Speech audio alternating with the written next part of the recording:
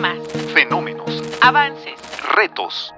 Encontremos soluciones. El programa de DIF Jalisco que te orienta y acompaña. De corazón. ¿Qué tal? Muy buenos días. Es un placer que me sigan acompañando como cada semana a una emisión más de Corazón por el 17.1 del Sistema Jalisciense de Radio y Televisión. Pues yo soy Lourdes Mireles y como cada semana es un placer que me acompañe mi leal amigo y compañero de aventuras, Josué Chávez. ¿Cómo has estado? Muy bien, Lulu, pero aparte, ¿cómo crees que voy a estar si siempre tengo el privilegio, el lujo de compartir estas bonitas pláticas contigo? Fíjate que es un momento de relax entre la semana ajetreada que a veces nos toca vivir. Sí, nos toca. Y que es un momento de reflexión, sobre todo, y de mucho aprendizaje. Fíjate que el tema de hoy te va a sorprender, porque quizá lo has escuchado o no, a lo mejor has escuchado conversaciones de otras personas en tu vida diaria, pero es la oportunidad, el día de hoy, de darle las herramientas a las personas que quizá afrontan esta realidad, que quizá hemos tomado como normalizada o no, pero también estigmatizada. Y pues antes de decirte qué tema es, quiero agradecer a nuestro público que nos escucha y nos sintoniza cada semana, porque es un diálogo que aunque nosotros mantenemos entre tú y yo, de amigo a amiga, también es como si lo estuviéramos platicando en el centro, en la mesa de las familias que nos sintonizan ahí todos los miércoles. Y que además siento que estos diálogos terminan por ayudar a que terminemos de entendernos mejor los unos a los otros, que son temas difíciles de digerir, que son temas que por no ser expertos nunca queremos dar nuestra opinión, pero la vida de eso se trata. Aquí tenemos que asumir que no lo sabemos todo y que siempre podemos aprender algo más, y por eso el día de hoy traemos una invitadaza que justo nos viene a enseñar lo que a lo mejor nunca nadie se tomó el tiempo de explicarnos sobre un temita un poquito complicado, debatible, fíjate. Como todos los temas que aquí abordamos. Claro. A veces son muy bonitos los temas, a veces son un poco complicados, difíciles, pero que tenemos que hacerles frente y que nos tenemos que habituar a que si no conocemos y si no sé de lo que voy a decir, claro, entonces mejor me quedo callada o callado. ¿Por qué? Porque todos los temas tienen pues su línea, ¿no? De no pasar quizá por el desconocimiento a herir susceptibilidades, como coloquialmente lo decimos, o incluso hasta ofender a las personas. Pues para no hacerte más preámbulo y no dejarte en ascuas, te voy a decir una palabra el día de hoy, y quiero que en 30 segundos que marca nuestro queridísimo reloj de arena, me vas a decir todo lo que se te viene a la mente cuando digo, ¿listo? La palabra autismo. Ay, mira, la verdad es que yo soy una persona muy simple. Primero pienso en autos. Yo sé que nada tiene que ver eso. También pienso en todos estos programas de televisión, películas donde salen personajes autistas, pero que son siempre muy brillantes, muy desesperantes y muy socialmente incómodos. También, no sé, niños. Últimamente he visto como mucho TikToker, creador de contenido que dice que es autista, pero habrá que checar. Y no sé, la verdad no sé si tengo información al respecto tal cual. Pues mira, coincido contigo porque cuando yo escuché la palabra autismo yo dije, pues es una enfermedad. Ajá. O no sé si es una discapacidad, porque ya veo que mucha gente lo dice y ahora sí que todo el mundo lo tiene. Entonces dices, a ver, y hasta dices, hasta yo soy, a lo mejor en algún momento, fíjate, erróneamente, a lo mejor en algún momento de mi vida yo fui autista. Sí. O sea, dices, a ver, espérate. Sí, yo he escuchado mucho que es que todos tenemos un grado de autismo. Y dices, ajá, ¿y entonces qué es? El primer caso documentado de autismo data desde 1747, de un joven escocés llamado Hugh Blair, apodado el joven tonto de Borg, debido a sus numerosas excentricidades. Anteriormente, los niños con características de autismo eran diagnosticados como reacción esquizofrénica de tipo infantil. Fue hasta 1980, al publicarse el Manual Diagnóstico y Estadístico de los Trastornos Mentales, DSM-3, que fue reconocido como un trastorno del desarrollo. Este diagnóstico va por su quinta edición, DSM-5, actualizada en el año 2013. Pero antes de entrar en detalle, ¿qué te parece si vamos viendo o vamos escuchando lo que la sociedad jalisciense conoce del autismo. ¿Te parece? Me parece. Vamos a este pequeño sondeo y regresamos. Ay, pues no mucho, pero a lo que he escuchado y a lo que he visto, bueno, tengo más bien conocidos que dicen que los niños son muy, ¿cómo se dice? Como muy hiperactivos, vaya. O sea, son muy hiperactivos, que no toleran mucho el ruido muy fuerte, no lo toleran y empiezan a gritar y grite y vuelta y vuelta y vuelta. Hay veces que no duermen. Pues prácticamente es una situación muy complicada en los niños donde son muy hiperactivos, en el cual ese tipo de acciones a los niños necesitan alguna terapia para solventar su problema del autismo. Pues conozco solamente un tipo de conductas,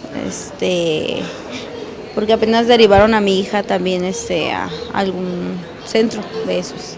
Pues está bien porque están implementando ahora sí nuevas estrategias para poder ayudar a las personas que tengan hijos con esas discapacidades. Sí, pues orientarlas y yo creo que a todos, porque pues venimos a estos lugares y para saber también cómo ayudar a los niños y estar más, que se sientan más a gusto ellos también y más cómodos. Y que está muy bien, porque los niños así pueden participar como en las escuelas, involucrarse más. De hecho, en la escuela que va mi hija van varios niños con autismo, son sus compañeros. Híjole, ahora sí me quedé con más dudas que respuestas. Yo tengo la duda de dónde hemos escuchado esa información. ¿De dónde sacó la gente esas impresiones, por ejemplo? Y ¿sabes qué? Lo que más me sorprende es que, híjole, a veces hasta con una seguridad lo dicen, a veces dicen, no, pues la verdad no, ni al caso. Tengo un vecinito, tengo una persona conocida, o de pronto que dices, pues ya ahí atienden el autismo. Uh-huh. Dices, ok, o cuidadito porque quizá tu hijo es autista, porque fíjate cómo se comporta. Uh-huh. Entonces empezamos a generar como temor, no sé si es la palabra adecuada, o esta incertidumbre en las personas que no lo conocen y empezamos a señalar o etiquetar.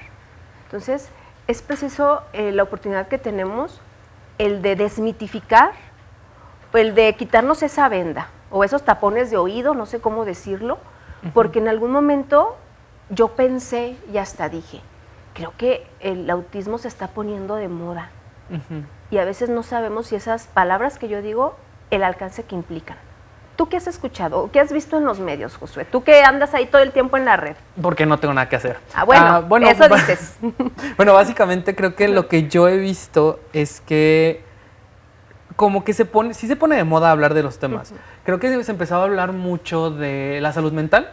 Claro. Y de ahí todo el mundo empezó a elegir, y creo que pasa mucho cuando la gente empieza a aprender de un tema, empieza a ver con qué se identifica. ¿Con qué lo relaciona? Ajá, cómo es que ellos tienen que ver con los temas, porque nos encanta pensar que todo tiene que ver con nosotros y que somos los protagonistas de todos los temas.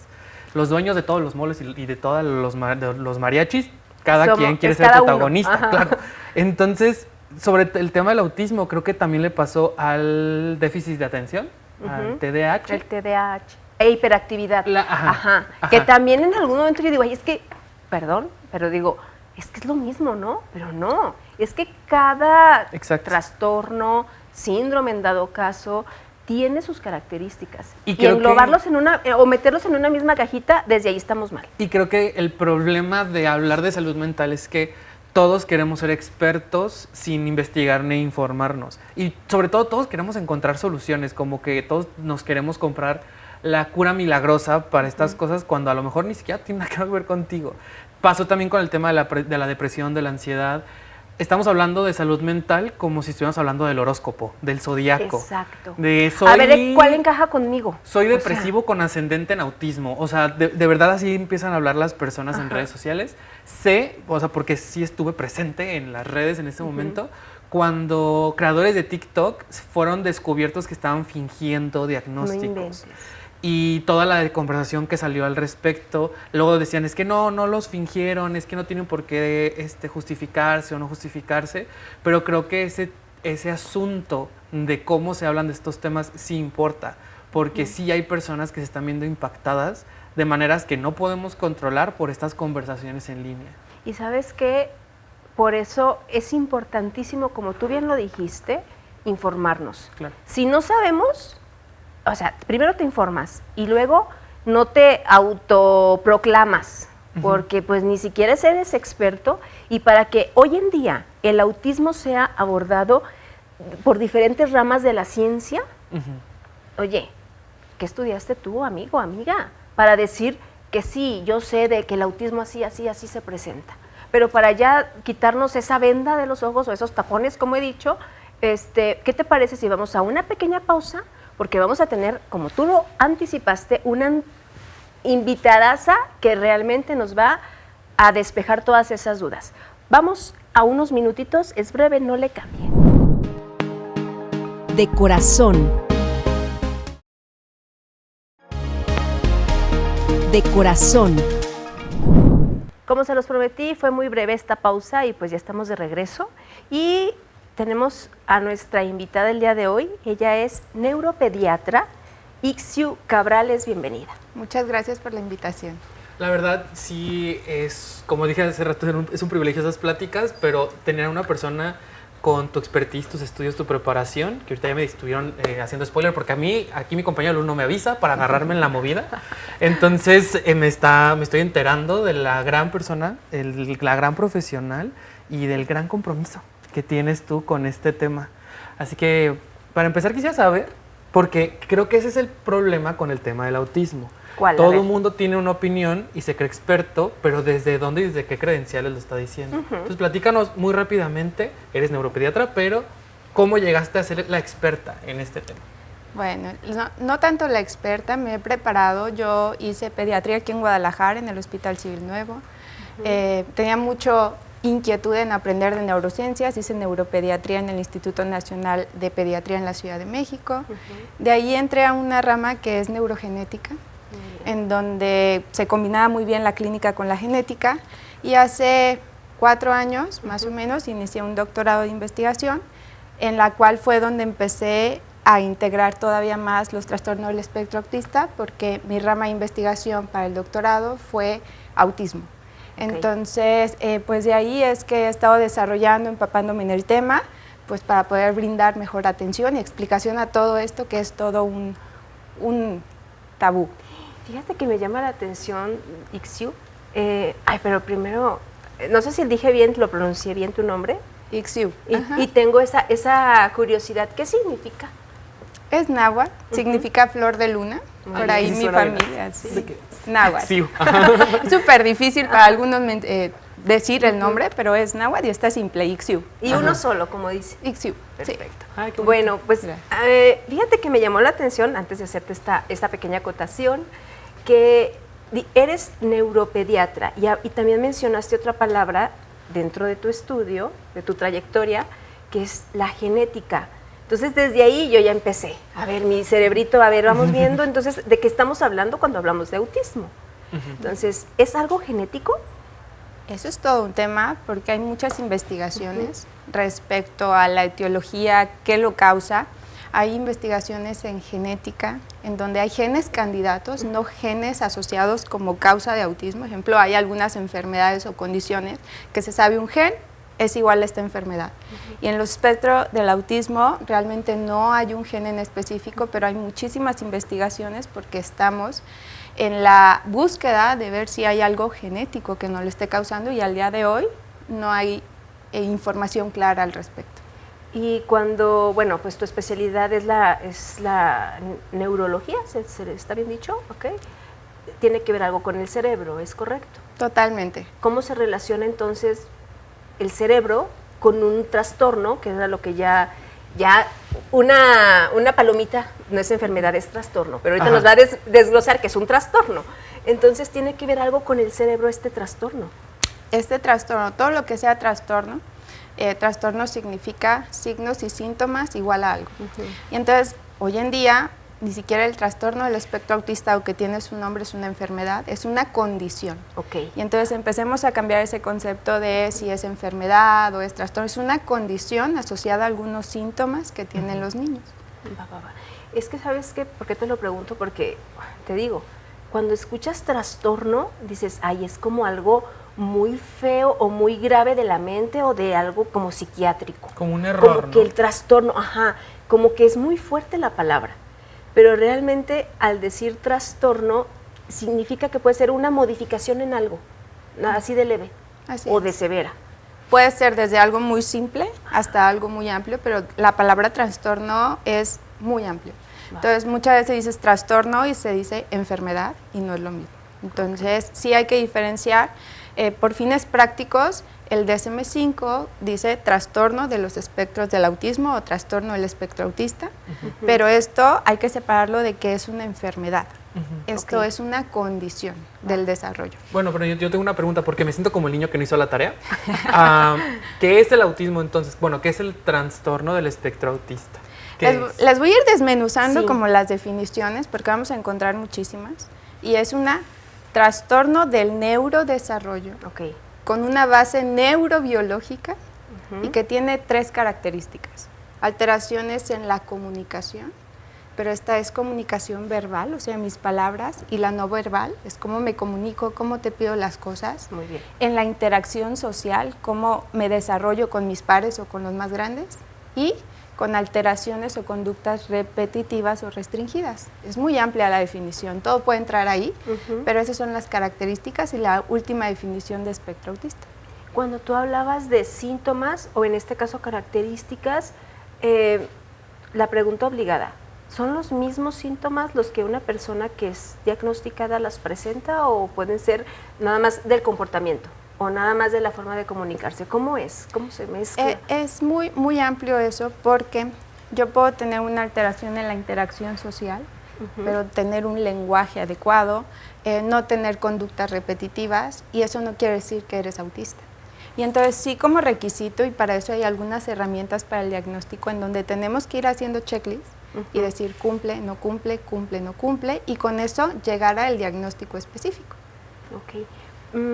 Fíjate que cuando yo sí hice la tarea, porque quiero confesar que soy un poquito tramposa, porque yo digo, a ver, se me ocurre hablar de esto y ya se lo mantengo en sorpresa a mi querido Josué, pero a veces le doy tips. Vete como por aquí, a ver, películas, dime películas donde haya salido un super genio, pero y él ya va como que a ver, ¿por dónde va el asunto?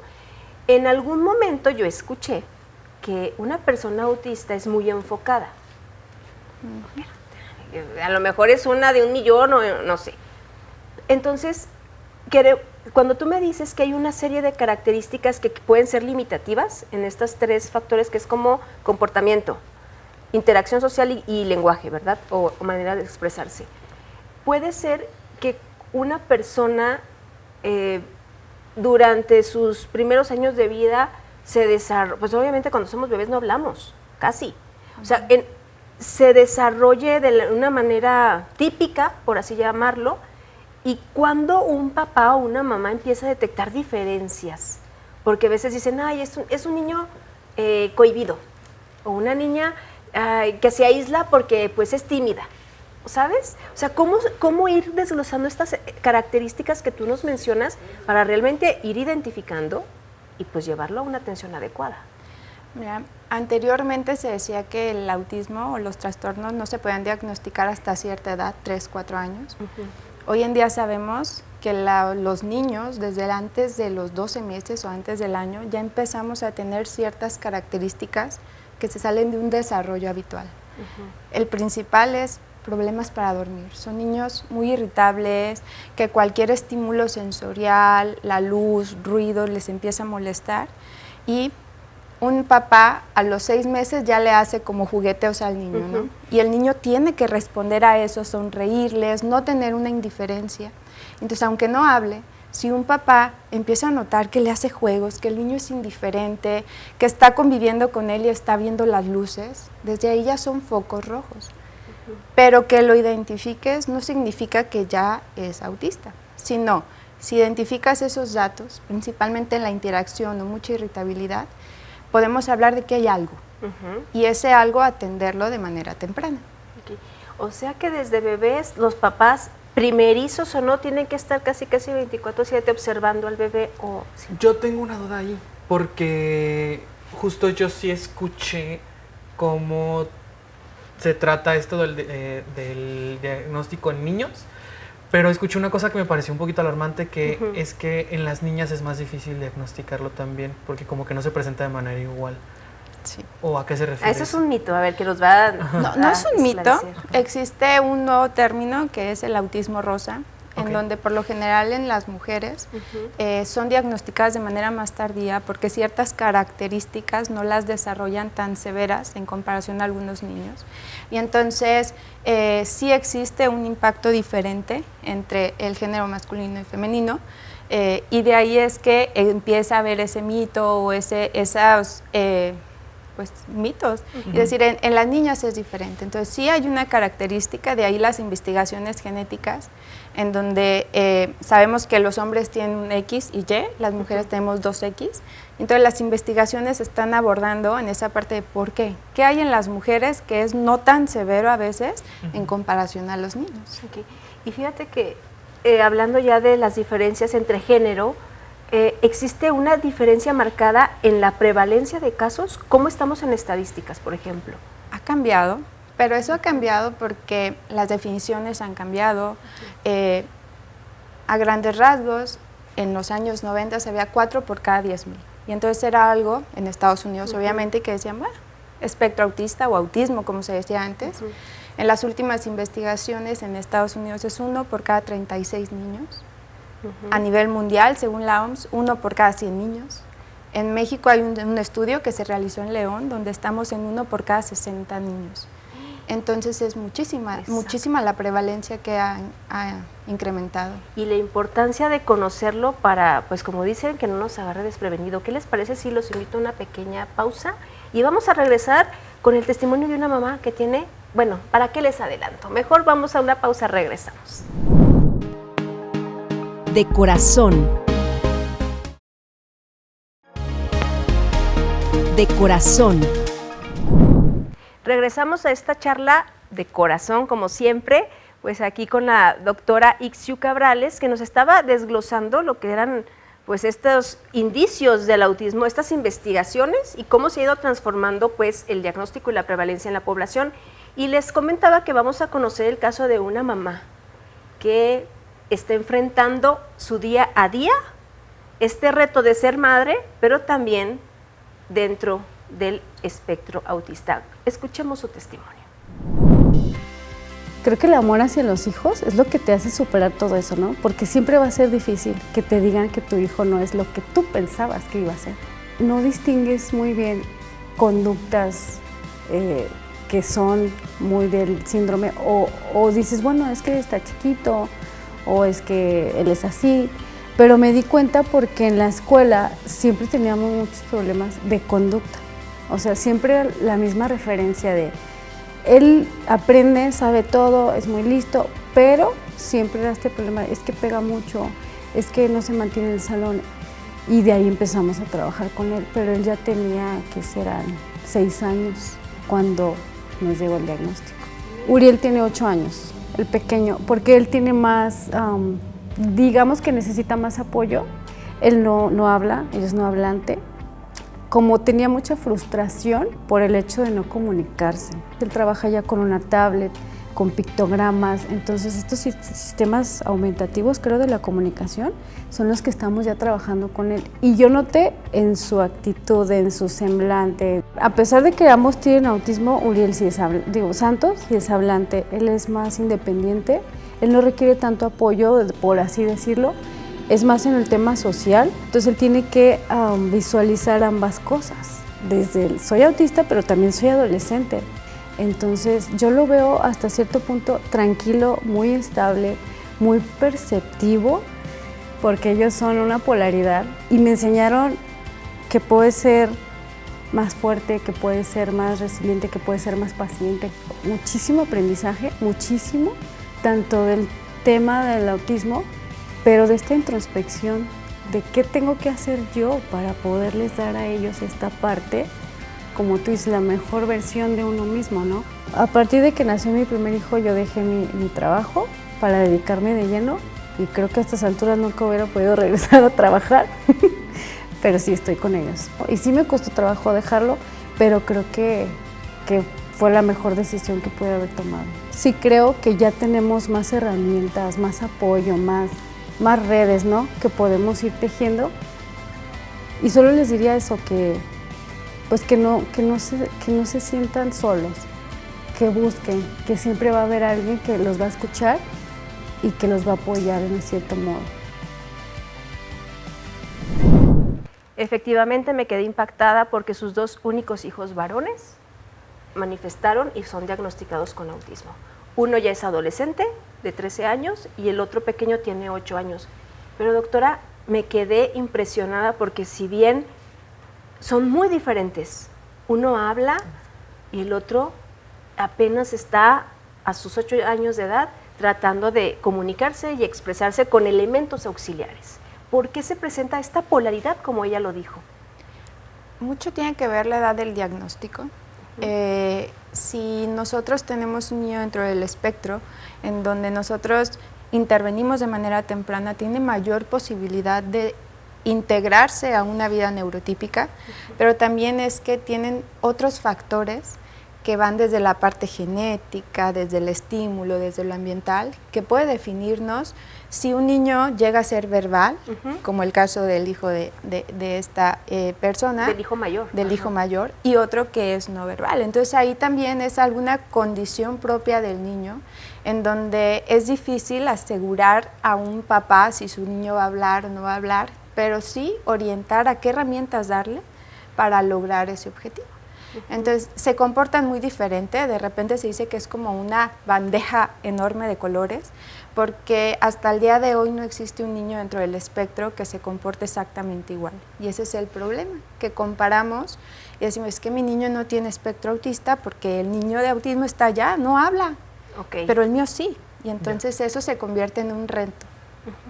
Entonces podemos decir, bueno, ahorita entendiendo este concepto como del neurodivergencia, podemos decir que hay grados, niveles, o cómo se puede, no clasificar, es que no quiero caer en errores, cómo se puede como atinar el por qué uno es hablante y otro no.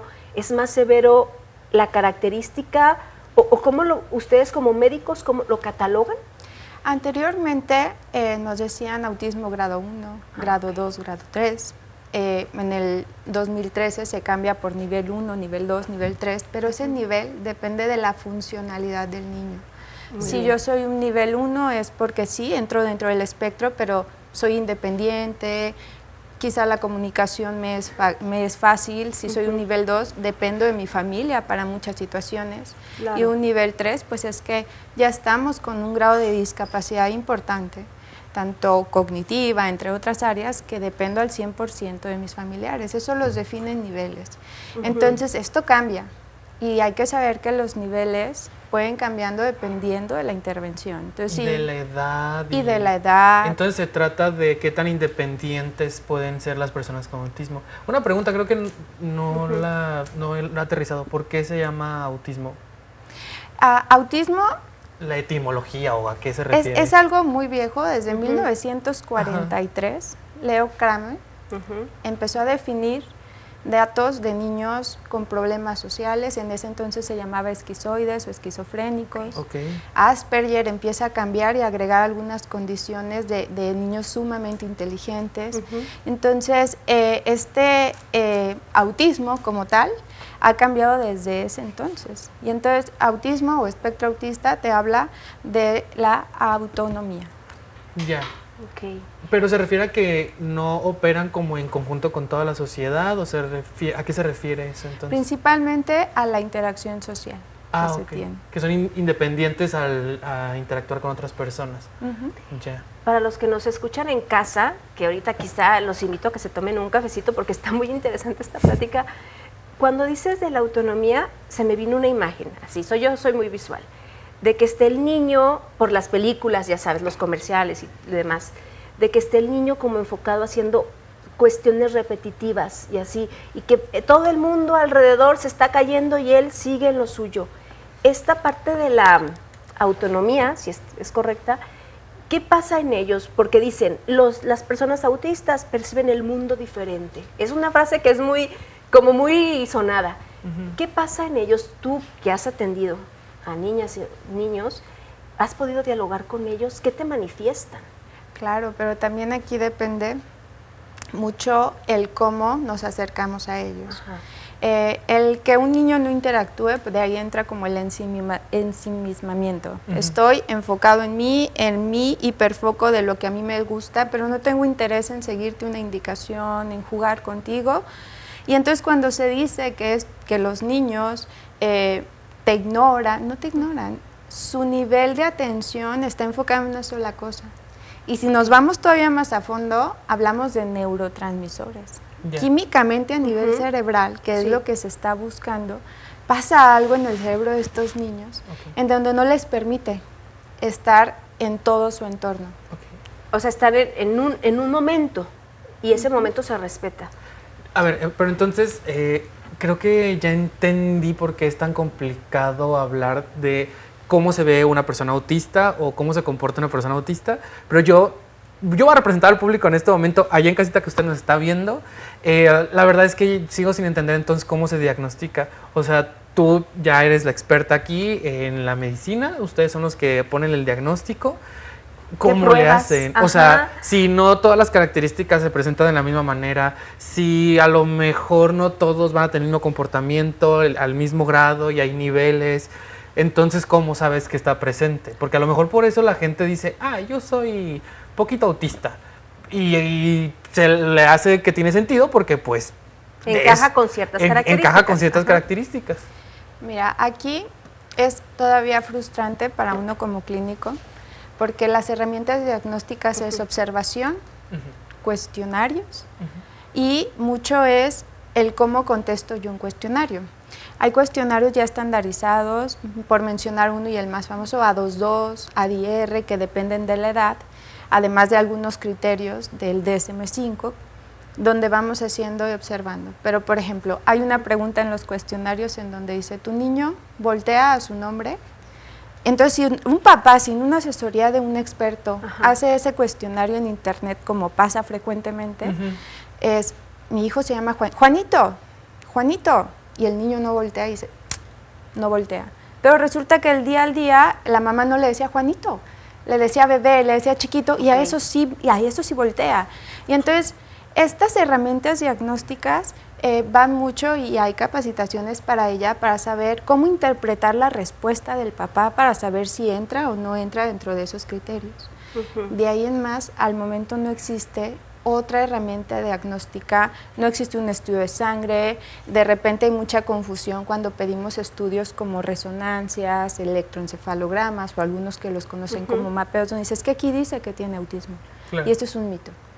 Ahí es para diagnosticar otras situaciones que te pueden dar síntomas parecidos al espectro autista, pero no hay algo visible, ¿no? Diabetes, aquí dice, no existe. Y de ahí también el disgusto de repente cuando damos ese diagnóstico, no dices, es que ¿dónde dice? Claro. Sí, ¿sabes qué? No sé si es la palabra, preocupa, pero me pone a pensar o a reflexionar que cuando me dices todas estas pruebas, todas estas características diversas y que dices, híjole, para el camino que tienen que recorrer los papás y las mamás que nos están escuchando y los que ya están viviendo esta realidad, para dar con el diagnóstico certero, para ir con el especialista que realmente le diga, me estoy inclinando por esto, pero déjame lo corroboro o lo descarto. O sea, el tiempo crucial, me decías que la importancia para que se presenten los grados tiene que ver mucho el diagnóstico oportuno. Me pongo a pensar, cuando se acercan en las ciudades estos servicios de diagnóstico, estas atenciones, me pongo a pensar en las comunidades mucho más alejadas, donde la urbanización, pues, existe, pero quizá no hay especialistas y que cada día es cambiante este trastorno. La verdad que me queda así como que se me hela la sangre, como dicen, pero antes de generar una alarma, tenemos que acercar entonces la herramienta y empezar a orientar a las familias. Y si usted que nos ve, que nos está escuchando también, dice, caray, identifica a un vecino, a una vecina que tiene a su hija o hija con este tipo como de conductas, pues no se vaya a la y se va. O sea, dígale, ¿sabes qué? Llévalo con un neuropediatra, llévalo con la especialidad que pues te va a hacer, no te va a hacer perder tiempo.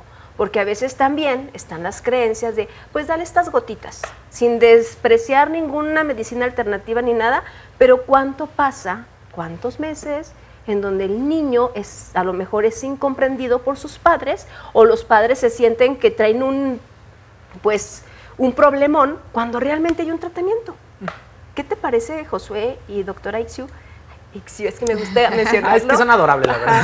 Que en el siguiente bloque, pues nos des como estas recomendaciones en donde pues los papás lo van así para que vayan por su libreta y anoten a quienes sospechan, ¿no?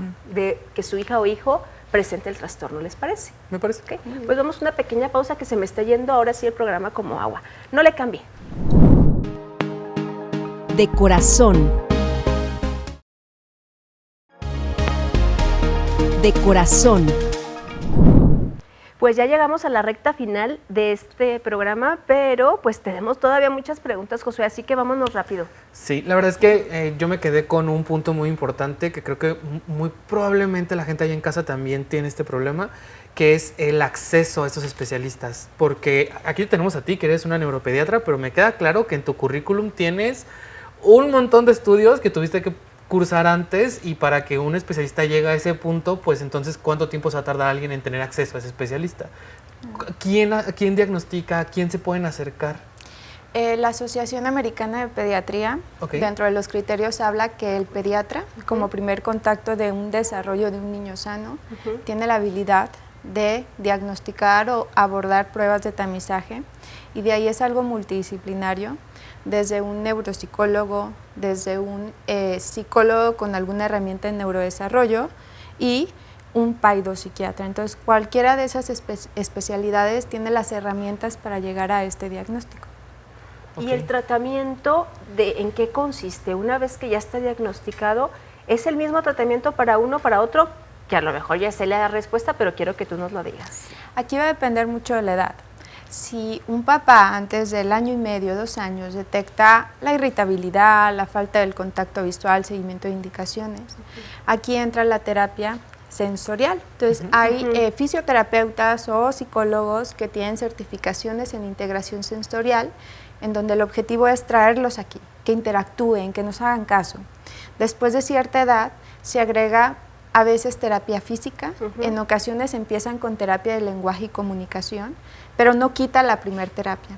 Entonces se habla de terapias multidisciplinarias. Entonces es un gran reto, porque un papá que empieza con todo este trayecto para abordar a los niños y intervenciones necesita por lo menos 2 a 3 especialistas.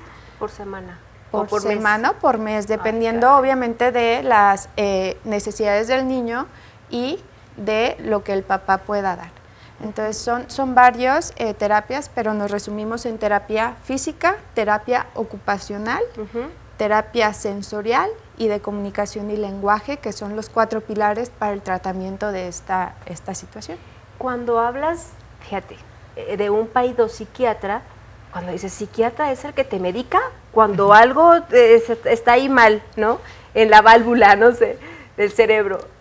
¿Hay casos en los que se les medica a las niñas y los niños con autismo? Sí. Aquí tenemos que saber que depende si mi niño es irritable, si tiene muchos problemas para dormir, si hay mucha reactividad a los estímulos, selectividad alimentaria. Sí damos tratamiento farmacológico para disminuir esto, pero no hay un tratamiento médico o farmacológico específico para autismo. Y entonces, tanto el paidopsiquiatra como el neurólogo pediatra damos algunos medicamentos para que este proceso de intervención en el niño no sea tan difícil. Es muy complicado, porque a veces, digo, cuando hablas así por encimita de que, bueno, es que les dan medicina para calmarlos, pero no los dejas vivir su realidad. O sea, son como muchas aseveraciones muy así por encimita, y te lo digo porque las he escuchado. Yo siento en el tema, todo el tema de la medicación psiquiátrica, yo lo veo así, son como las vitaminas. Tú a lo mejor tienes deficiencia de alguna vitamina y necesitas una pastilla que te va a dar eso que te hace falta. no porque te esté dando un medicamento significa que te tienen dopado o te tienen en otra realidad. O sea, es tu realidad, solo te están ayudando a que la percibas lo mejor posible para que también tengas la mejor respuesta ante ella. O como Sí, la idea, finalmente todo medicamento es un químico que actúa a nivel cerebral. Hay muchos mitos en eso porque damos medicamentos en los cuales su base es esquizofrenia. Entonces, leen en redes y dicen, es que es esquizofrenia, mi hijo no lo tiene, ¿por qué le dan este medicamento? Y tienen que saber que en los niños existen 2 o 3 medicamentos aprobados para su edad. Por eso siempre se mencionan los mismos, porque no hay más medicamentos, pero que tenemos que saber que hay niños que los necesitan. Porque no, la idea no es tenerlos sedados, adormilados, sino menos reactivos, menos irritables para que tanto las terapias y su día a día estén mejor. Híjole, pues ya casi nos queda muy poquito tiempo, casi, no quiero voltear ese reloj, no es cierto, no tan poquito. Pero, por último, doctora, ¿qué recomendación crees que es así la más valiosa en este momento, y en el momento de la actualidad, y que nos están escuchando las familias para decirles, si trae sospecha de que mi hija o hijo es autista, ¿qué es lo primero que tienen que hacer? Lo primero es, si tenemos la sospecha, ir con un especialista. No meterte a las redes, no preguntarle al vecino, no preguntarle a alguien o a algún familiar que tenga a algún familiar dentro del espectro, porque todos son diferentes. Entonces, es ir con un especialista entre más temprana edad, mucho mejor. Y sabemos que al dar este diagnóstico hay un duelo en la familia. Hay un duelo en los papás, pero no negarse a ello, porque también pasa en donde sí van a un especialista, pero como ya les dijeron que entran dentro del espectro, entonces buscan otra opinión, buscan otras alternativas, y eso es perder tiempo valiosísimo para una intervención temprana en sus niños. Perfecto, pues ahí está. De verdad que, como les dije, la hora se nos pasó súper volando y fue un placer que nos hayas acompañado, nos hayas pues clarificado el rumbo, porque este tema del autismo, como habíamos dicho, está cobrando auge porque ya está más visibilizado. Quizá antes era lo mismo, eran los mismos casos, pero ya nos dijimos que vaya en ascendencia, pero porque ya más personas hablamos de ello. Y qué gusto estamos más que atentos. Se ponga de moda un tema que me queda claro que está haciendo que mejore la infraestructura, que mejoren las oportunidades de diagnóstico, que mejoren las condiciones de las vidas de las personas autistas. Y la verdad, muchísimas gracias, porque no solo es un privilegio aprender de estos temas, también es un privilegio que nos preste su tiempo, porque pues con toda su preparación creo que es la persona indicada para poder tener este acercamiento a este tema, para ya esclarecer las cosas y dejar de llenarnos la cabeza de nubes y de desinformación y de más opiniones, y que ya hablemos ya del tema como se necesita hablar para mejorar la vida de las personas autistas. Y ¿sabes qué, Josué y doctora? Que sería muy interesante, en la medida de lo posible, más adelante invitar a alguien que nos hable el cómo lo vive, para saber nosotros como sociedad el aprender a vivir con el autismo. No porque lo tengamos quizá, pero sí porque a lo mejor quien está sentado a un lado mío, o con quien o a quien voy a contratar en un momento dado, si tengo una empresa, si trabajo, si lo presenta, ¿cómo voy a aprender yo? Como nos decía la mamá del caso, me ha enseñado más el aprendizaje hacia mí que hacia ellos. Entonces, es un placer que nos hayan acompañado. Y pues, Josué, ¿qué nos tienes para cerrar? Pues mira, este es un momento muy bonito en el programa, es uno de mis momentos favoritos, en el que les vamos a mostrar un retrato de un rinconcito en nuestro estado de Jalisco, en esto que se llama Rutas y Raíces. Pues eso es todo por hoy. Vamos a ver qué sorpresa me tienes tú ahora, y pues no nos vamos sin antes despedirnos y agradecerles que nos haya permitido llegar hasta ese rinconcito, como tú lo dices, más recóndito en su hogar y sobre todo en su corazón. Hasta la próxima.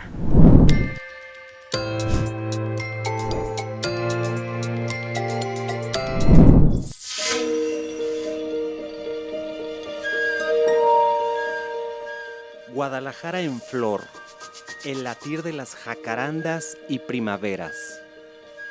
En Guadalajara, la primavera no solo se ve, se siente. Es un espectáculo de colores que narra historias de raíces profundas, de memoria colectiva y de vida. Las jacarandas y primaveras no son simples árboles, son testigos del tiempo, compañeros de risas, sombras de amores y símbolos de identidad. En los años 30, un migrante japonés, Tatsugoro Matsumoto, soñó con pintar de morado la Ciudad de México. Su visión llegó hasta aquí, a Guadalajara, donde las jacarandas encontraron un hogar. Pero las primaveras, esas son nuestras guerreras antiguas, resistentes, con flores que estallan en amarillo como soles en la tierra. Los árboles, como testigos mudos, son cómplices de nuestras andanzas. También son refugio de aves migratorias. Nos ofrecen sombra, nos ofrecen colores, nos ofrecen vida. Las primaveras están en nuestros mitos prehispánicos. Nuestros ancestros veían en su floración un mensaje de los dioses, que la vida siempre renace. Las jacarandas, en cambio, son como esas amigas que llegaron de lejos y se quedaron para siempre. Cada uno de los árboles tienen carácter. Hay primaveras retorcidas que parecen luchar contra el viento. Jacarandas elegantes que se dejan acariciar por los ojos de los paseantes curiosos. La lluvia de oro permanece silenciosa como todas, prestándose como musa de las aves que descansan bajo su amable sombra. Mientras Guadalajara crece, el desafío es convivir con sus gigantes coloridos. Ellos no piden más que un poco de espacio, agua y alguien que escuche sus historias.